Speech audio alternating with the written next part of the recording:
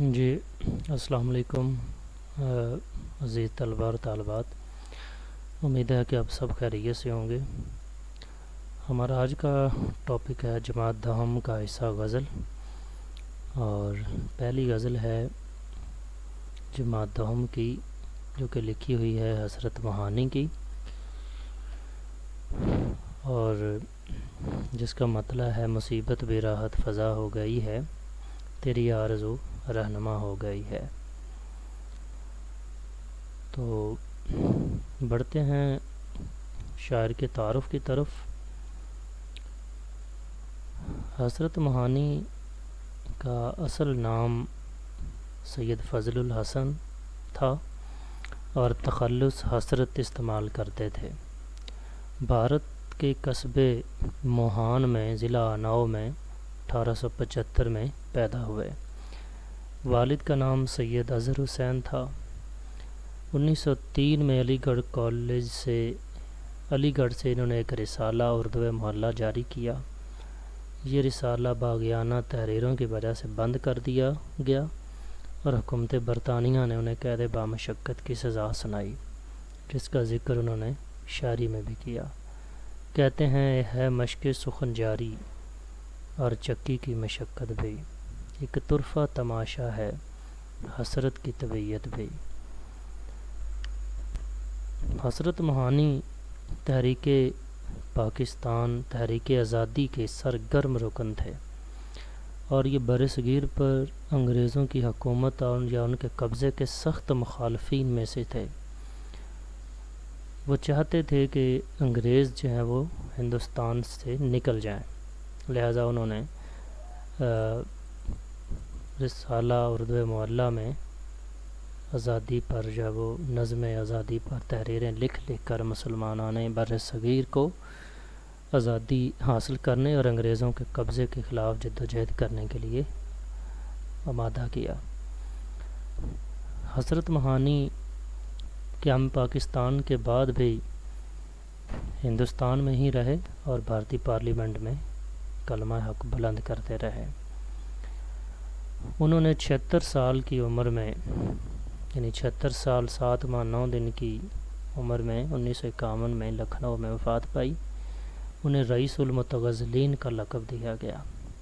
ان کی تصانیف میں انتخاب سخن، نکات سخن، مشاہدات زنداں اہم ہیں۔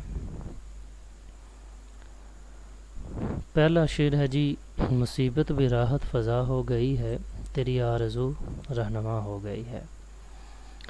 مصیبت کے معنی ہیں مشکل کے، راحت فضا ہونا، خوشی بڑھانا، سکون بڑھانا۔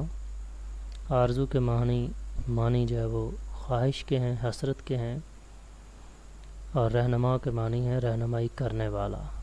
یا آرزو یہاں ہے تو آرزو کے وجہ سے رہنمائی کرنے والی لکھیں گے آپ۔ کہتے ہیں اے محبوب تیری آرزو کے رہنما ہونے سے ہر مصیبت خوشی میں بدل جاتی ہے۔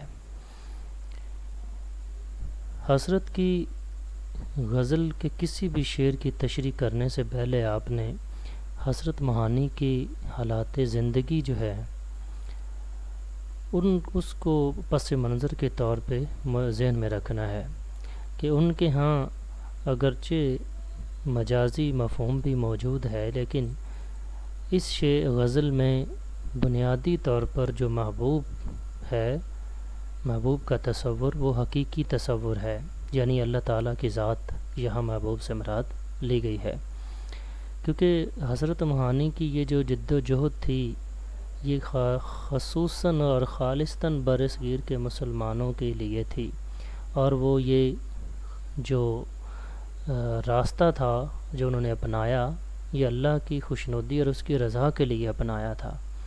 تو اس لیے یہاں جو مصیبت سے مراد وہ مشکلات ہیں، وہ مسائل ہیں، وہ پریشانیاں ہیں جو انہوں نے برصغیر کے مسلمانوں کی آزادی کے لیے جن مصیبتوں کا سامنا کیا، جن مسائل کا سامنا کیا، اور یہی وجہ تھی کہ وہ چونکہ یہ کام خالصتاً اللہ کی رضا اور اس کی خوشنودی کے لیے کر رہے تھے، اس لیے اور وہ انہوں نے ہر مصیبت کو اپنے لیے سکون کا باعث قرار دیا ہے، کیونکہ انسان جب کسی جو ہے وہ مقصد کے لیے خاص مقصد کے لیے جو ہے نیک مقصد کے لیے کوئی جد و جہد کر رہا ہو تو اس کو راستے میں آنے والی جو مصیبتیں اور مشکلات ہیں وہ تکلیف نہیں دیتی، بلکہ وہ جس قدر مسائل اور مشکلات اس سامنا اسے کرنا پڑتا ہے وہ اس کے لیے سکون کا باعث ہوتی ہیں۔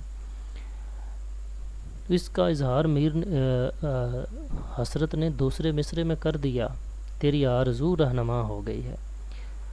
اب چونکہ وہ اللہ رب العزت کی ذات کے لیے جو ہے وہ یہ کر رہے تھے، ان کے ہاں صرف رب کائنات کی خوشنودی، اس کی رضا کا حصول ہی جو ہے وہ سب کچھ تھا، تو اس لیے یہ چونکہ حق اور سچ کا راستہ تھا، اس لیے اس راستے پر چلتے ہوئے ان کا جب بھی کسی مصیبت اور مشکل سے سامنا کرنا پڑا، جب بھی کسی قسم کی سزا انہیں سہنا پڑی، انہوں نے صرف اپنے محبوب یعنی اپنے رب، اپنے خالق حقیقی کی آرزو اور خوشنودی اور اس کی رضا سمجھتے ہوئے، یعنی اسی مصیبت اور اسی پریشانی اور مشکل میں اس کی رضا سمجھتے ہوئے جو ہے وہ اس مصیبت کو اپنے لیے سکون کا باعث قرار دیا، کیونکہ نیک مقصد کے لیے جو ہے وہ مسائل اور مشکلات کو برداشت کرنا بھی انسان کے لیے سکون کا باعث ہوتا ہے۔ تو یہی رویہ، یہی تجربہ حضرت معانی نے بھی بیان کیا ہے کہ ہر حال میں جو رہا تیرا آسرا مجھے، مایوس کر سکا نہ ہجوم بھلا مجھے۔ اور دوسرے ایک اوپر جو شعر ہے کہ ارادے جن کے پختہ ہوں، نظر جن کی خدا پر ہو، تلاتم خیز موجوں سے وہ گھبرایا نہیں کرتے۔ تو یہی بات تھی کہ حسرت کا جو ارادہ تھا، جو نیت تھی، جو لگن تھی، وہ سچی تھی، وہ نیک تھی، اور یہی بات تھی کہ وہ کسی طرح کی بھی مشکلات اور مصائب سے گھبرائے نہیں، بلکہ وہ مشکلات اور مصائب کو اپنے لیے باعث سکون سمجھتے رہے۔ دوسرا شعر ہے جی، یہ وہ راستہ ہے دیار وفا کا، جہاں باد سرسر صبا ہو گئی ہے۔ دیار وفا کہتے ہیں وفا کا گھر، وفا کا دروازہ، یعنی وفا کے راستے پر چلتے ہوئے یہ وہ دروازہ ہے کہ جب اس دروازے سے انسان اس دروازے سے گزر کر انسان جو ہے وہ سفر کا آغاز، راستے پر چلنا شروع کر دیتا ہے، تو پھر اس راستے پر چلتے ہوئے تیز آندھیاں بھی آئیں گی، طوفان بھی آئیں گے، گرمی بھی ہوگی، لو بھی چلے گی، لیکن انسان کا اب یہ امتحان ہے، اس مسافر کا یہ امتحان ہے کہ وہ کیسے اس راستے کو، وفا کا راستہ، ثابت کرتا ہے۔ تو حضرت معانی نے بھی یہاں وہی مضمون، وہی تجربے کا اظہار کیا ہے کہ راہ وفا میں تیز آندھی بھی ٹھنڈی ہوا محسوس ہوتی ہے۔ اب چونکہ انہوں نے اس راستے کو دیار وفا اس لیے کہا کیونکہ رب العزت کی ذات جو ہے وہ کبھی انسان کے ساتھ دھوکہ نہیں کرتی۔ دنیا کا ہر رشتہ، ہر تعلق، ہر ناطہ جو ہے وہ انسان سے دھوکہ کر سکتا ہے، بے وفائی کر سکتا ہے، لیکن اللہ کی ذات انسان کو کسی حال میں بھی، خصوصاً جو اس کے راستے پر چل رہا ہو، کبھی بھی اللہ کی ذات انسان کو دھوکہ نہیں دیتی، وہ ہر لمحے اس کا ساتھ دیتی ہے۔ اور یہی بات ہے کہ حضرت معانی نے اس کو جو ہے وہ وفا کا راستہ کہا ہے۔ تو یہ پہلا نقطہ تھا، دیار وفا کا راستہ۔ پھر جہاں باد سرسر صبا ہو گئی، کہتے ہیں کہ جو ہی میں نے اس وفا کے دروازے سے دروازے کو جب وہ پار کر کے اس راستے کا آغاز کیا، تو پھر اس راستے پر چلتے ہوئے مجھے تیز آندھیوں کا بھی سامنا کرنا پڑا، مجھے تیز ہوائیں جو ہیں انہوں نے بھی اپنے شور سے ڈرانے کی کوشش کی، تیز آندھیوں نے مجھے اڑانے کی جو ہے وہ کوشش کی، مجھے خوف زدہ کرنے کی کوشش کی، لیکن میرے لیے یہ تیز آندھیاں جو ہیں وہ صبح کی ٹھنڈی ہوا کا جھونکا معلوم ہوئیں۔ مجھے یوں ہی لگتا تھا جیسے میں کسی ٹھنڈی ہوا کے جھونکوں میں سوار ہوں اور میں کسی خوبصورت اور دلکش باغ سے چلتا ہوا اپنی منزل کی جانب گامزن ہوں۔ تو اس لیے حسرت کا یہ جو تجربہ ہے، یہ جو اعتماد ہے، یہ جو یقین ہے، یہ اس لیے ہے کہ وہ رب العزت کی راہ میں، اس کے راستے میں یہ کوشش، یہ جد و جہد جو ہے وہ جاری رکھے ہوئے تھے۔ ایک شاعر نے جو ہے وہ اسی طرح کے عزم اور حوصلے کو بیان کرتے ہوئے کہا کہ ان آبلوں سے پاؤں کے گھبرا گیا تھا میں، جی خوش ہوا راہ کو پرخار دیکھ کر۔ تیسرا شعر ہے جی اس کے بعد، میں درماندہ اس بارگاہ عطا کا، گناہ گار ہوں ایک خطا ہو گئی ہے۔ درماندہ کے معنی ہے بچھڑا ہوا، نکالا گیا یا الگ ہوا۔ بارگاہ عطا، اللہ کی بارگاہ، یعنی ایسی بارگاہ جہاں سے انسان کو سب کچھ ملتا ہے، اور وہ اللہ کی بارگاہ ہی ہے۔ گناہ گار کے معنی ہیں گناہ کرنے والا، مجرم۔ خطا کے معنی ہیں غلطی کے۔ تو مفہوم ہے جی کہ میں ایک غلطی کی وجہ سے اللہ کی بارگاہ سے نکالا گیا گناہ گار بندہ ہوں۔ ہم نکات ہیں جی درماندہ، دوسرا بارگاہ عطا، اس کے بعد ہے گناہ گار، تیسرا ہے خطا کا ہونا۔ دیکھیں یہاں حضرت معانی نے اس ایک تاریخی واقعے کی طرف اشارہ بھی کیا ہے جس کا ذکر قرآن مجید میں بھی ہے کہ آدم علیہ السلام کو اللہ نے ایک خاص قسم کا دانہ یا پھل جو ہے وہ کھانے سے منع کر رکھا تھا، لیکن شیطان کے بہکاوے میں آ کر آپ علیہ السلام نے وہ دانہ، وہ پھل کھا لیا، جس کی وجہ سے اللہ کے فرمان کی حکم عدولی ہوئی۔ تو اللہ رب العزت نے آدم علیہ السلام کو جنت سے نکال کر زمین پر بسا دیا۔ تو یہاں حضرت معانی اپنے آپ کو آدم زاد کہتے ہوئے یہ مضمون انہوں نے بیان کیا کہ میں وہ آدم زاد ہوں، یا میں وہ آدم کا بیٹا ہوں یا آدم ہوں کہ جس سے ایک غلطی سرزد ہوئی، اس غلطی کی پاداش میں جو ہے وہ مجھے اللہ کی بارگاہ سے نکلنا پڑا۔ اب اس غلطی کی پاداش میں جب آدم علیہ السلام کو نکال دیا گیا تو شاعر جو ہے وہ اب اس غلطی، اس خطا پر معافی کا طلبگار ہے، اور وہ چاہتا ہے کہ اے اللہ میں اس غلطی پر شرمسار ہوں، میں اس غلطی پر شرمندہ ہوں، تو مجھے معاف کر دے، تو پھر سے مجھے وہی مقام عطا فرما دے جو مجھے تو نے پہلے عطا کیا تھا، اور اس لیے مجھے میرا گھر واپس لوٹا دے، یعنی جنت میں بھجوا دے یا بھیج دے جہاں سے تو نے مجھے نکالا تھا، کیونکہ تو بڑا غفور و رحیم ہے، تیری ذات بہت غفور و رحیم ہے، تو گناہوں کو بخشنے والا ہے، تو مغفرت کرنے والا ہے، تو معاف کرنے والا ہے۔ یہی ایک التجا ایک اور شاعر نے کی کہ نہ جہاں میں کہیں امان ملی، جو امان ملی تو کہاں ملی، میرے جرم خانہ خراب کو تیرے عفو بندہ نواز میں۔ تو انسان جب بھی غلطیاں کرتا ہے، خطائیں کرتا ہے، وہ اللہ رب العزت سے اس کی معافی طلب کرتا ہے، اس یقین کے ساتھ کہ وہ مجھے معاف کر دے گا۔ اور اس بارے میں تو رب العزت کا فرمان عالی شان ہے، خود کا ہے کہ لا تقنطوا من رحمت اللہ، میری رحمت سے کبھی مایوس نہ ہوا کرو۔ تو اسی بنا پر حضرت معانی بھی آدم زاد ہونے کی حیثیت سے جس غلطی کی وجہ سے انہیں بارگاہ عطا سے نکلنا پڑا، اسی غلطی، اسی خطا سے وہ معافی طلب کر رہے ہیں۔ تو انہیں اس بات کا یقین ہے کہ اللہ رب العزت انہیں معاف فرما دیں گے۔ اگرچہ اس میں ایک متبادل اور بھی آپ لکھ سکتے ہیں کہ نکلنا خلد سے آدم کا سنتے آئے ہیں، بہت بے آبرو ہو کر تیرے کوچے سے ہم نکلے۔ چوتھا شعر ہے جی اس کے بعد، تیرے رتبہ دانے محبت کی حالت تیرے شوق میں کیا سے کیا ہو گئی ہے۔ رتبہ دان محبت، تیری محبت کے قدردان، تیری محبت کی قدر کرنے والے۔ شوق سے مراد عشق، محبت، چاہت، کیا سے کیا ہونا، بدل جانا، بدتر ہو جانا۔ مفہوم ہے اے محبوب دیکھ تو صحیح، تیری محبت کے قدردان کی حالت کتنی بدل گئی ہے۔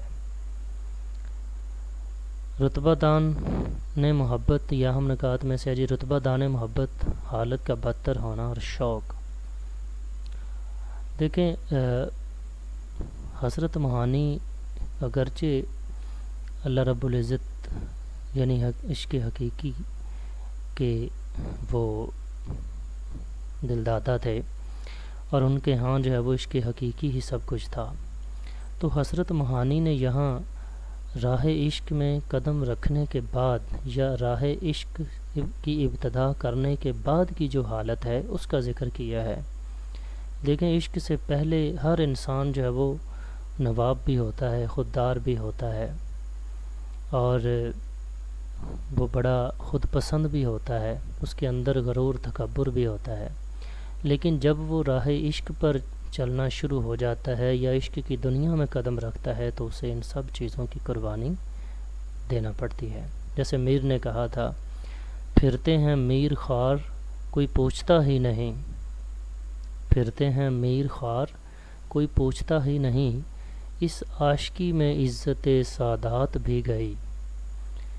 تو میر جیسا اپنے آپ کو سید کہنے والا شخص جو ہے وہ بھی راہ عشق میں قدم رکھنے کے بعد اپنی حالت کا جو ہے وہ رونا رو رہا ہے کہ اس عشق نے جو ہے وہ میری سید ہونے کی جو حیثیت تھی اس کو بھی جو ہے وہ ختم کر دیا۔ یہی مضمون حضرت معانی نے شعر میں بیان کیا، محبوب سے مخاطب ہیں کہ اے محبوب ہم نے تو تیری محبت کا ہر وقت دم بھرا، ہم نے تیری محبت کو ایک مقدس رشتہ سمجھتے ہوئے، ایک مقدس چیز سمجھتے ہوئے اس کو اہم سے اہم مرتبہ، اہم سے اہم جو وہ مقام دیے رکھا، بلکہ اسے سب سے اہم اور سب سے بلند مقام دیے رکھا، لیکن تو نے کبھی ہماری طرف نظر التفات سے نہ دیکھا۔ لیکن تمہیں کبھی یہ خیال بھی آیا ہے کہ تیرے چاہنے والے کی حالت کیا ہو گئی ہے؟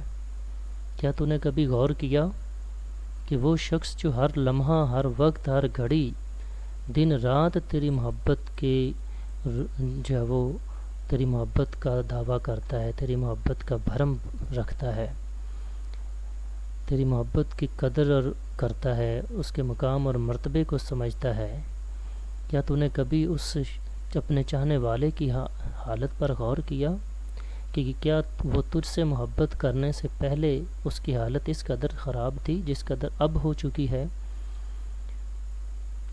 کیا تو نے کبھی اس کی حالت کو اس سے پہلی تیری محبت میں گرفتار ہونے سے پہلے کی حالت سے تو نے اس کا کبھی موازنہ کیا؟ تو گویا حضرت معانی جو ہیں وہ راہ عشق میں اپنی حالت کے بدتر ہونے یعنی تبدیل ہونے کی